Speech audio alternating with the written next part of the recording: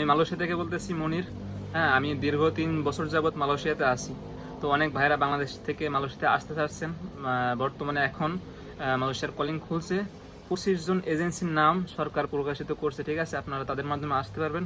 এবং আমি বাংলাদেশি হিসেবে, আপনাদের ছোট ভাই হিসেবে আপনাদেরকে আমি চাই যেন আমার দ্বারা আপনারা উপকৃত হন, ঠিক আছে? আমি যেহেতু 3 বছর মালয়েশিয়াতে আসি, আপনারা যারা দালালের মাধ্যমে টাকা পয়সা দিবেন অবশ্যই সতর্কতা অবলম্বন করে দিবেন, রেকর্ড রাখবেন, ব্যাংকের মাধ্যমে দিবেন এবং স্টেটমেন্টটা সাথে রাখবেন।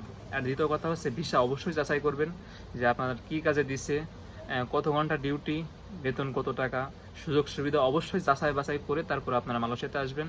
এটা আমার অনুরোধ। আমি একজন বাংলাদেশি হিসেবে আপনাদেরকে একটা মেসেজ দিলাম। যদি আপনারা বুঝতে না পারেন বা আপনাদের আশেপাশে কেউ না থাকে চেক করার মতো, আমাকে মেসেজ দিতে পারেন।